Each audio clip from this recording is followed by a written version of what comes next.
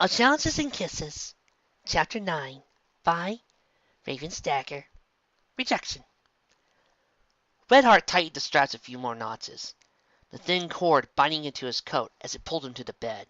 "This isn't really necessary, Miss Redheart. Really, please," Featherweight begged, as the air was crushed out of his lungs. Scootaloo was lying in the bed beside his, guiltily staring at him and the angry nurse. She wasn't restrained, nor was she being punished in any way. He had, as any gentle colt would have done, taken the blame for the small incident with the new X-ray machine that had yet to be completely installed. The nurse finished tightening his straps with a contented huff before she hopped off the edge of his bed. "No, I will not loosen it. I will not remove it, and I certainly will not tuck you into bed tonight." "So what?" He shook his head, concentrating. "Look, Miss Redheart, I'm really sorry. I already apologize. Please, tell me what I can do." He looked at her, eyes wide, tearing at the answers. Redheart huffed again and pranced out of the room. "I've already done enough for you, young colt." She stopped to a halt in front of Scootaloo's bed. "And you, little miss, I know you are a bad influence on that little sweetheart. You don't deserve him." Staring daggers at the both of them, she trotted out of the room and slammed the door. It creaked a few seconds later. "Visiting hours will start in 5 minutes," she said, before slamming it once more. Both foals let out a long sigh of relief when she finally left. "Well, that was harsh," Scootaloo said first. "All we did was destroy a priceless machine." Yeah," Featherweight replied, as he smirked in her general direction, admiring the way she smiled back. "That was sort of fun, wasn't it? Best crusade in a while!" They stared until a laugh, then slowly dwindled into a mournful sigh. "Oh, I guess we're stuck in here," Scootaloo said remorsefully. "Don't worry. I'm sure some of our friends will come later to chat. We can, talk while we wait." He fought valiantly to hide the sheepish smile that crossed his features. "I get to spend time with Scootaloo. All alone, strapped to a bed!" If this were any other fic, I'd be worried. "Yeah, I guess." The filly leaned over the bed, and out of his line of sight. All he could see was her violet tail sticking out above the rumpled covers. He blushed and looked away until she climbed back up. "I got some letters yesterday," she announced, holding up a stack of colorful notes and get well soon cards. "Oh, I sent you one too." She looked at him, one eyebrow raised. "Well, not really. I wrote a little note when I visited you yesterday." He studied under her inspection. "Oh, you visit me? That's nice. Didn't know so." "Oh, you were asleep. Actually, your cord thingy was attached. I thought you were dead." He laughed nervously. Scootaloo giggled a little before dropping the pile onto her lap. She bent forward and picked one up at random. "Should I read it aloud?" He stretched as best as he could under the bindings. "Sure, why not?" Opening the first gaudy billet, Scootaloo shuffled around her bed, cleared her throat, and read, "Dear Scootaloo, I hope you can get better so we can continue crusading. Oh, and I broke your scooter. Sorry, Apple Bloom."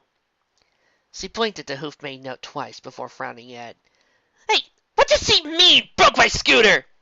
She tossed the letter aside and pouted at it while crossing her hooves. "Oh, she's cute even when she's mad." Pegasus sighed and picked up another letter. This one was artfully decorated with bright sprinkles and pieces of fabric. "Scootaloo, we all miss you and the fun you bring to our group. Please get better soon. With lots of love, your friend, Sweetie." Scootaloo's pout laughed, replaced by a gentle smile as he deposited Sweetie Belle's letter over Apple Bloom's. "Next. Oh, how about yours?" Featherweight could feel a nervous heat spread across his back. "Sure.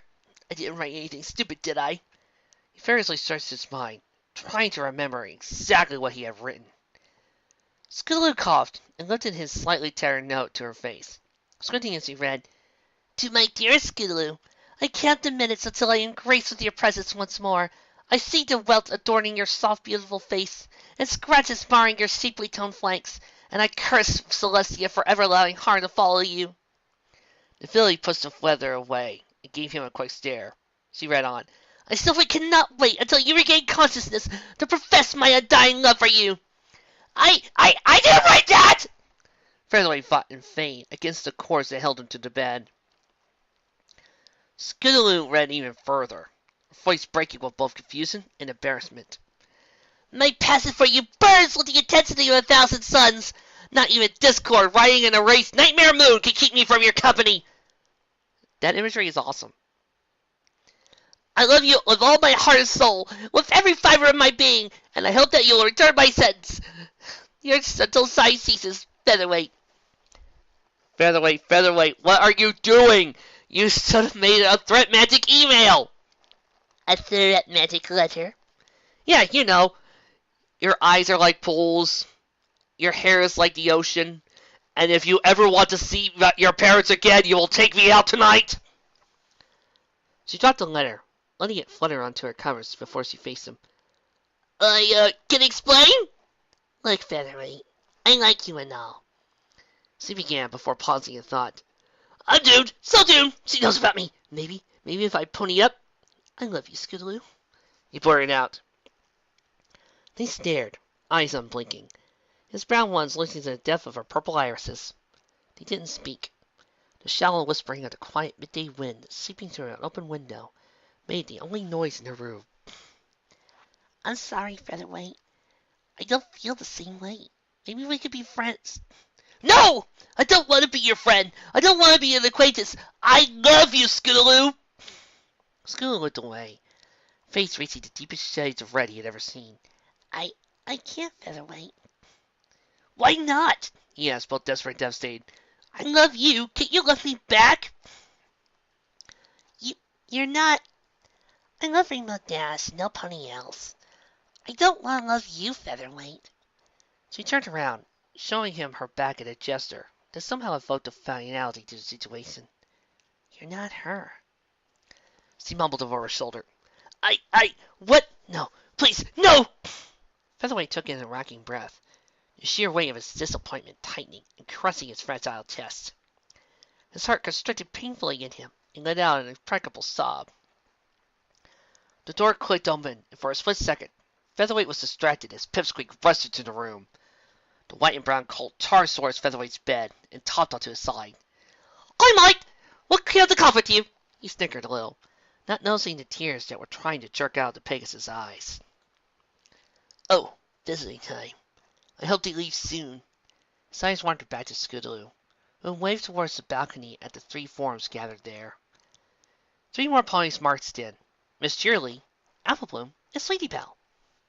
The 2 fillies trotted over to Scootaloo's bedside, the smiles fading into looks of concern the moment they caught sight of her face. "Oi! You never guess what happened!" Pipsqueak said, as he placed himself between Featherweight and the fillies across the room. "Chalda asked Twist out to the Spring Fiend, and she said yes!" Featherweight looked down with empty, soulless eyes. Uh-huh. Pipsqueak's smile became strained, before finally disappearing. "Are you all right, mate?" The base Pegasus looked away and out the window. "Yeah, I'm fine." "Why are you strapped to the bed?" "No reason," Featherweight said with finality. Pipsqueak shrugged, dropping the subject. Behind Pipsqueak, the 3 girls were talking excitedly together, smiling and laughing, before Sleepy Belle suddenly detached herself from the group and walked over to Featherweight, a beaming yet timid smile adoring her face. Are you Featherweight?" the unicorn said, her host drawing circles in the impeccably clean floor. I brought you something to say. Sorry." She levitated a small box from her back and gently placed it at the foot of his bed. "I'll see you around?" Without waiting for an answer, the unicorn twisted around and rejoined Apple Bloom and Scootaloo. "What was that about?" Apple Bloom asked. The demure unicorn just blushed and pointedly ignored her friend. Featherweight stared at them, eyes still blank, as he curiously watched them clear the side of Scootaloo's bed. He frowned. "Hey, Pip, what are they doing with Scootaloo?" The colt shrugged nonchalantly. "She's all sick anymore. I guess she can go home." "Oh." The 2 colts remained silent for a while, Pipsqueak slipping into a sitting position beside the bed while Featherweight glanced around inconspicuously. Nurse Redheart had walked in and was chatting with Miss Cheerily. The The teacher was blessing modestly, while the nurse went on and on about the mayor's wrestling tournament of '89. Occasionally, the nurse would cast her watchful gaze over the excited children. Scootaloo hopped off her bed, wings fluttering and sending little gusts of wind across the room as he landed beside her friends. Applebloom and Sleepybell led her towards the doorway, one on each side, almost as if the Pegasus needed guarding. Before disappearing around the bend, both Sleepybell and Scootaloo glanced his way. Scootaloo left first, followed shortly by Applebloom and Sleepybell. Only Pipsqueak and Miss Cheerily remained in the room. Nicole tapped on his friend's shoulder. "Well, I'll see you tomorrow night," he said before abandoning Featherweight. Seconds after Pipsqueak walked out, Miss Cheerily followed, still yapping away with Nurse Redheart. The nurse clicked the door shut, locking him in the room alone. Outside his windows, birds sang as they flew about freely. The sun shone, warming the road with its cheerful glow, while the wind carried the sweet scent of spring as it ruffled his mane. Featherweight couldn't give a damn. The colt cried.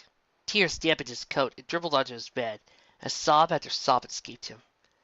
The door clicked, and through his tear-stained vision, Featherweight watched the white shape timidly move into the room. Another sob escaped him, almost disguising the soft click of hooves approaching. Featherweight wiped his eyes clear on his shoulder and stared into Nurse Redheart's solemn eyes. The nurse looked down in shame as her hose reached out and undid the straps with unnerving precision. "I'm sorry." "She's sorry? Sorry? That's it? It's all her fault!" "It's your fault! You messed it up!" he barked at her. Redheart stared back, wide-eyed, shoulders slipping as she did so. "It was going along perfectly! She was starting to like me! Actually like me! But no, you and your little friends had to mess it up! Why? Because it was cute?" Featherweight nearly choked on his own sobs, vision once more filling with tears. "She was perfect. I'm sorry. Nothing ever works with me around." "You don't say!" Featherweight exclaimed, voice thick with sarcasm. "I've heard all about your relationships, or rather, lack thereof. Why couldn't you just leave my love life alone?" The nurse cringed. I just wanted to help," she squeaked. "Help? You ruined everything!" Redheart covered her face with a hoof and bowed down, her tiny nurse's cap falling to the floor with a plop. "Sorry. So sorry." Her head bowed until it touched his bed, wrinkling and wetting the sheets as she sobbed beside him. "Every time there's a love involved, I messed up. I tried so hard. So many times, I'm sorry. I thought maybe if I could help a little relationship, I could break the curse." "Oh, she's just like me, isn't she?" Slowly, he placed a hoof on her mane and rubbed it back. "I'm sorry too, Miss Redheart." He leaned his head back and stared at the ceiling, the last of his tears drying up on his face. "We're the same, I guess. Two failures." He sighed, then barked a laugh. Redheart laughed too as she got up and wiped her face off with the edge of his sheets. "Yep, two big fat failures." She sat down with a sigh of her own, a tiny smile poking at the edges of her lips. Reaching out, she undid the last of his straps. "There, you could go. We were just keeping you to give you time to heal up. If you want, I can get you a note." Featherweight slid off the bed. It was clacking as he landed on all fours. He bent his legs, working out the kinks. I think I'm going to go home." Redheart watched him walk outdoors the doorway, head bowed. "Wait!" she called out. Featherweight stopped mid-stride to turn around, puffy red eyes glancing at her. "You forgot the box your little friend gave you." The nurse picked up Sweetie's box and carried it over to Featherweight, gently placing it on his back. I'm sorry. I hope things work out better for you than they did for me." He shifted, balancing the book with his wings, before turning back towards the entrance. With a voice empty of all emotion, Featherweight said, "Thanks for patching me up. Good day, Redheart." Chapter 10. Box of Depression. Oh, Princess, you don't feel sad. Sorry, breakups always hurt me. Photographs littered the floor, each and every one holding one thing in common: Scootaloo. The filly was depicted in every form and mood, from smiling with her friends to pouting on the edge of a field. At regular intervals, one of the images would receive a walloping hit from a teardrop. Featherweight lay across his bed, with his head dangling over to one side, crawling fitfully over the images, staring at the pony he loved and knew would never love him back. One image in particular drew his attention. He held it tenderly above hooves, staring at it unblinkingly. It was the only image of Scootaloo where she had actually posed for the camera. She wore a tattered journalist hat under which she was smiling joyfully. He had taken it out during the Gabby Guns fiasco. You're beautiful. You're beautiful. It's true. And I might as well face the truth. I will never be with you. He sighed, a little mournful thing that deflated his entire body. His wings were spread out, crawled across the bed as if they were limp and useless. I lost her, he thought to himself for the 100th time. He glanced at his open window, noticing for the first time the sun was cresting the horizon and bathing Ponyville in a warm glow. The brightness of it didn't reach him, and the beauty of spring flocks and gentle wind washing over the town did nothing to diminish his pain. Another tear fell. Some pony knocked at the door. A distant booming that made his ears perk. The sound was followed by footsteps of one of his parents moved across the house. They came by, accompanied by lighter, excited hoofbeats. They stopped at his door, and with a growing ease of apprehension, he watched as the handle turned. Featherweight just had enough time to wipe a hoof across his eyes before Pipsqueak charged across the room. Feathers! The musical earth pony shouted as he hopped onto the bed, crushing some of Featherweight's precious images. With a strong wing beat, Featherweight pushed his friend off the bed. What do you want? He grumbled. Oh, come on, Feathers. We knew you were in bad straits, so we figured we'd cheer you up. Featherweight looked towards the doorway as Chowder lumbered into the room, his gait rolling into his bedside. Yeah, we'll make it better. Just get with us, he said, Mrs. Celestia knows what flying out of his mouth and onto the pictures. Featherweight glared at them and began picking up the images, brushing and unfolding any that may have been damaged by his friends. You should have stayed home. I'm fine. Pipsqueak deadpanned. We both know that's quackery. You just lost the girl of your dreams. You can't possibly be in a good mood. Chowder nodded wisely. Yep. If I were you, I'd be devastated. Oh, did you hear? I'm going out with Twist now. Good for you, Featherweight said, but there was no joy in his voice, nor was there any shine in his eyes. Come on, Feathers. You have to come with us. It'll be just us guys. No girls, mares, or fillies. It'll be fun. I swear. Do I have to? Oh, and I bought you this. Pipsqueak said, 1 sec. The earth pony walked out of the room, only to rush back in a few moments later, a long paper tube held in his muzzle. It's a wonderful poster, I promise. Figured I owed it to you after all that. He slid the sheet across his bed, unrolling it prostrately in the process. With both wingtips, Featherweight finished unrolling it. Tears sprang to his already moist eyes as he looked at the image of a very seductive Spitfire straddling an airship's cannon. At the bottom, the mare's name was written in a fire script with the message, Thanks, Pip. I'll cherish the memory, always. As he further inspected the image, he found himself crying fully, racking sobs making him tremble. I was supposed to have this after I kissed Scootaloo. That'll never happen now. Never! He shoved the poster away, letting it roll onto the floor and regain its original shape. Pipsqueak stared at the poster, then back to his friend. Not bad, huh? Featherweight nodded. Ton. Okay, we're leaving, he said, before turning to Chowder and nodding his head. Finally! Pipsqueak twisted around and hopped onto the bed, Chowder doing the same on Featherweight's other side. What are you guys doing? He began to ask, but the two ignored him, clasping his hooves in theirs. They jumped off, carrying a fighting Featherweight between them. Let me go! He screamed. Neither listened as they dragged him away. One of Featherweight's hooves hit his bed and tipped a stack of images, centering the pictures and fluttering across the floor.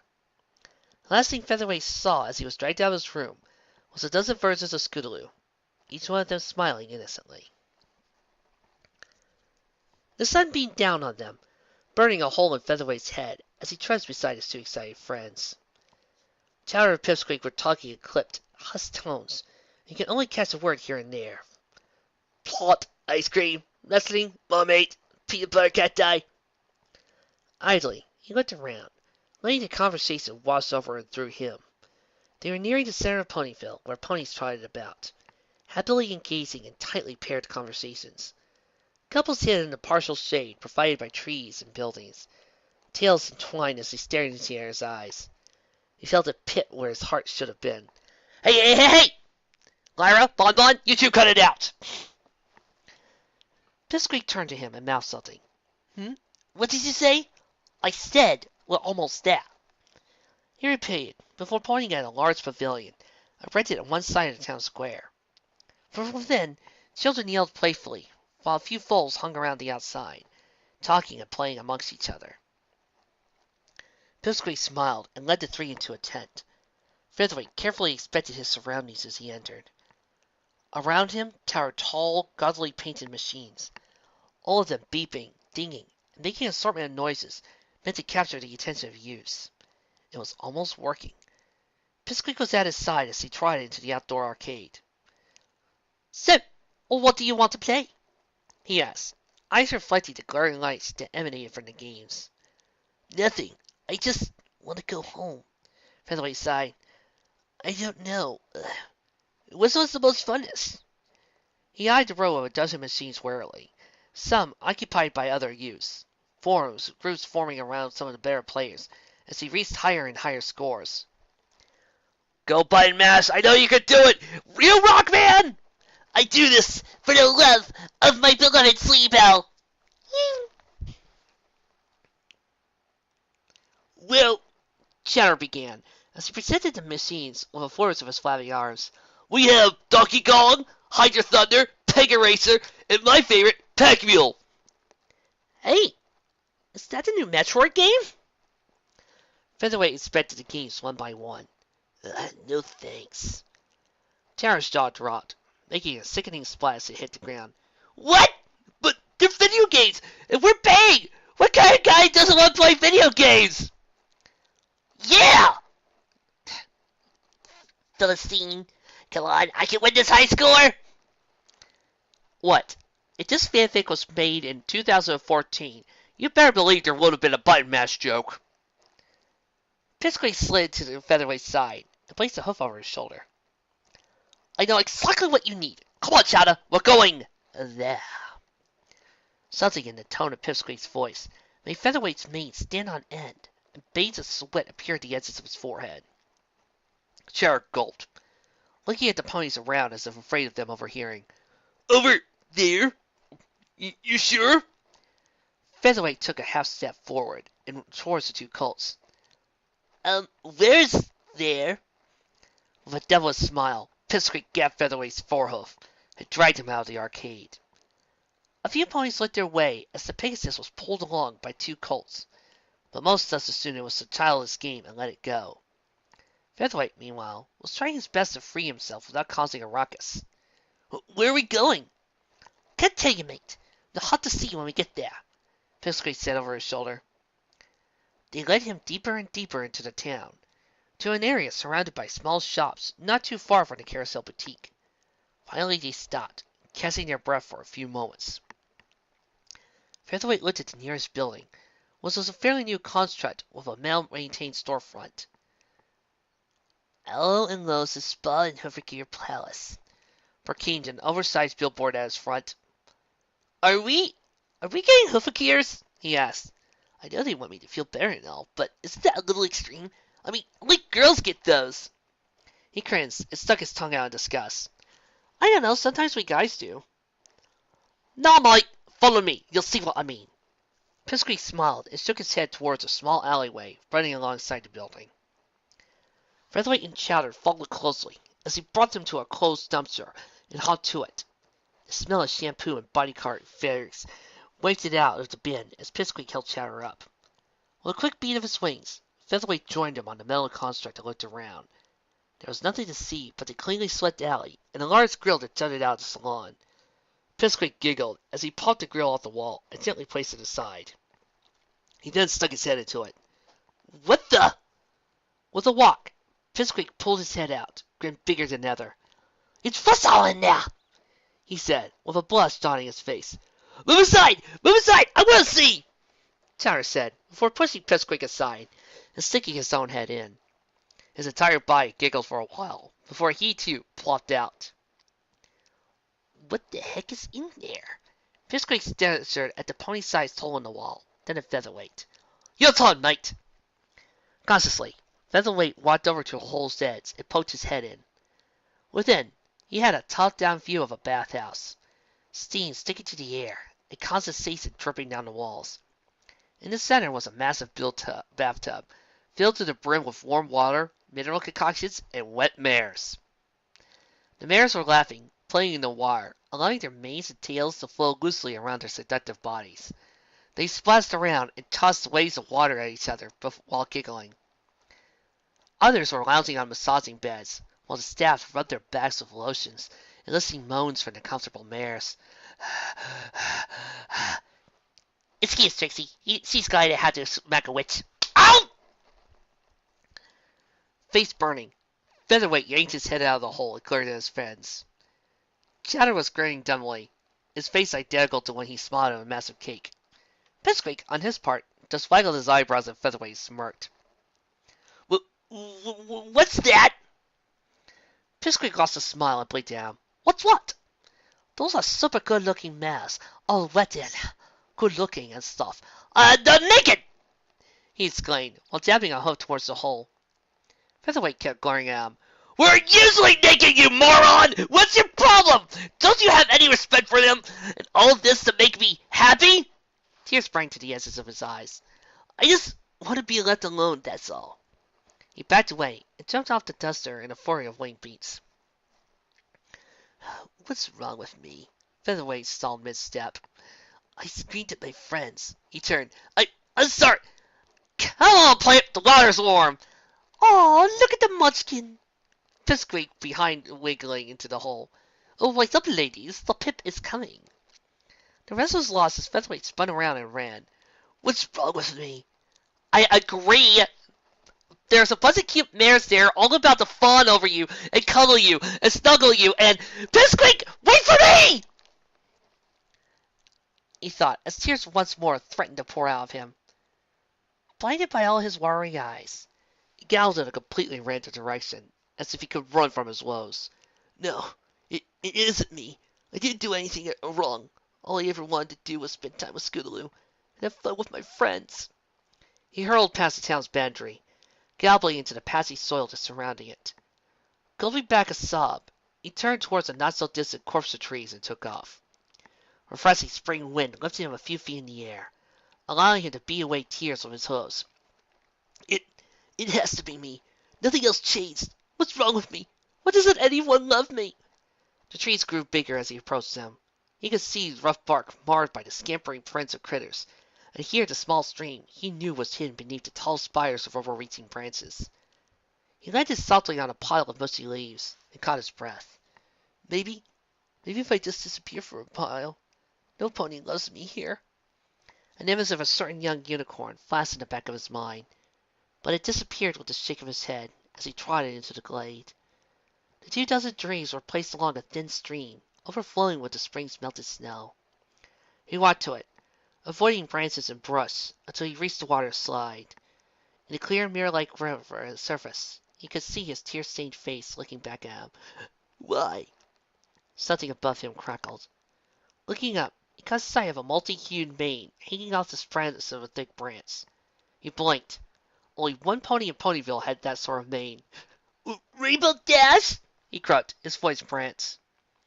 The mare above groaned and shifted on the spot. Oh, I don't want to have school. He vividly remembered Scootaloo's words the day before. I love Rainbow Dash. It's not me. It's her.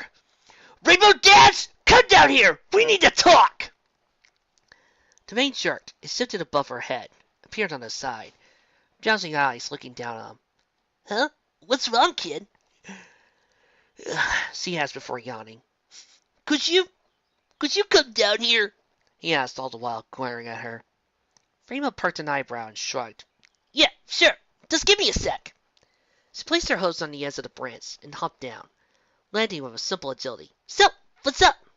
You are, he said, Wolf stomping on the ground. Rainbow smirked down. Yeah, I'm always up. She tilted her head out, concern in her eyes. You okay, kid? Looks like you were crying or something. Yeah, well, it's your fault. She blinked down. My fault? Oi, kid, I never. Never what? You didn't have to do anything. Just be yourself. You're stuck up, haughty, self-loving self. If you weren't so cool, then Scootaloo would never have loved you. She would have liked me instead. But no, you're all cool and awesome. Well, I am awesome, but I don't care. Don't you get it? It's all in vain. One day you'll be old and won't be able to fly straight. You won't have fans anymore. Nobody will care about you. What did you achieve? Oh, you made a big boom in the sky. Don't forget to save Equestria a few times. Who cares? You're such a bird brain. Featherweight slumped onto the ground, pounding heavily while glaring at nothing in particular. You done, kid? She asked in a calm, barely composed voice. Good. First, I'm not a big bird brain. And that big boom was a sonic ray boom. It was clearly awesome. She stepped up, towering above him like on a razor some major. You do not go around insulting other ponies like that, especially not me. Now, I don't know what pea-brain idiot dared you to walk over here and talk to me like that, but you ought to return before I kick your flank into next week. Featherweight blacked up, eyes wide as he braced himself for the oncoming storm. She marched towards him. Look, you fin-faced, buck-toothed numbskull, I'm not going to stand here and get talked to by a little twerp like you. Now, repeat that thing about Scootaloo. He paused at the earth below him before speaking. Come on, I don't have all day. She glanced at the sun between the leafy branches above. I should be napping right now. Should I tell her? He gulped as he inspected her fierce glare. Maybe I should. It's her fault after all. He brought a hoof to his chin and hummed a little. Rainbow Dash began tapping the soil rhythmically. So what? Half the town probably knows by now. I like Scootaloo. I really like her. And the other day while we were together, I sort of told her. His voice mumbled up, becoming a whisper. All right, so you like a little filly that's your caste. Big whoop, Rainbow Dash said, rolling her eyes. I've heard this story a million times before. You got rejected, you're angry, and you take it out on some random loser's passerby. Listen, kid, you need to... You don't get it! He said in a too loud voice. He flinched.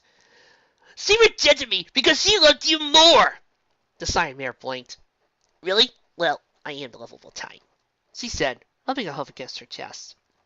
Featherweight blushed, looked away before swiping his forearm from his eyes. She sighed. All right, I get it. You think it's my fault or something? He swallowed past the lump in his throat and nodded. So, she loves me because I'm some sort of goddess of the sky? That's cute and all, and I do enjoy the little fan club, but it doesn't mean anything. Does it mean anything?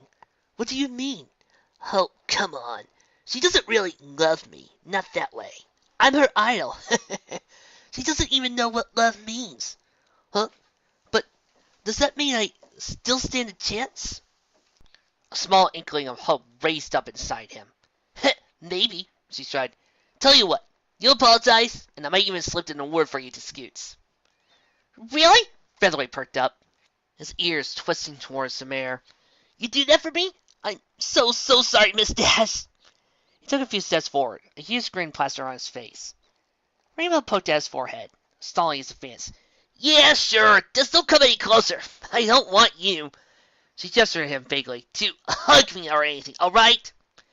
She looked at the sun once more, its rays dancing playfully across her face as she did so. Right, I have to go. Take care, kid! With that, the mare leaned down, unfurled her wings, and jumped into the air. Featherweight watched as he disappeared through the glade.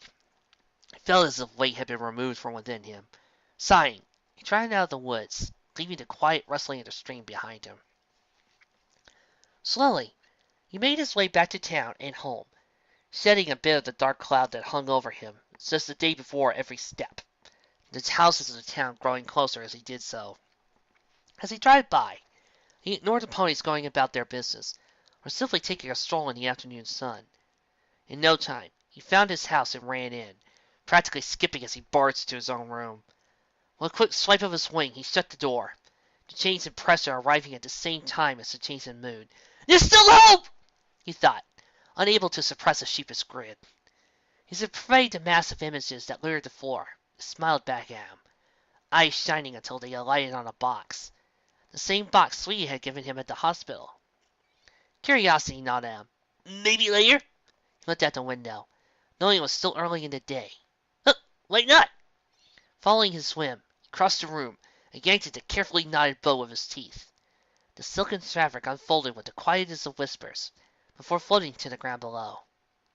Eagerly, Featherweight popped the lid, eyes winding at what he saw within. 2 tickets seemed to stare at him, both of them the easily recognizable blue worn by Wonderbolts. Their crest was stamped on each one of these above a series of numbers and letters, row and seat placements. With shaky hooves, Featherweight removed the stiff tickets. These are real! He thought, in a flurry as he felt the precious objects. He peeked into the object and noticed a folded piece of paper. Carefully, he pulled it out and read it. Dear Featherweight, I've always enjoyed seeing you at your best, playing with your friends, discussing over your hobbies, or just being you. I even surmounted an immense jealousy when you began loving Scootaloo. She is, after me all, my best friend. It's not she did anything wrong. She wasn't trying to hurt me by gracing your affection. She did it unwillingly. In fact, I'm fairly certain she even has the slightest inkling of my true feelings. That's to say, I, I love you, Featherweight, and I understand that it cannot be the case for you. My only hope is that you enjoy your life. If you still want Scootaloo, then I shall help you in whatever way I can. If not, I hope you'll at least consider me. And these tickets. My sister has no use for them, and I want you to have some fun. With a heavy heart, Sweetie Belle.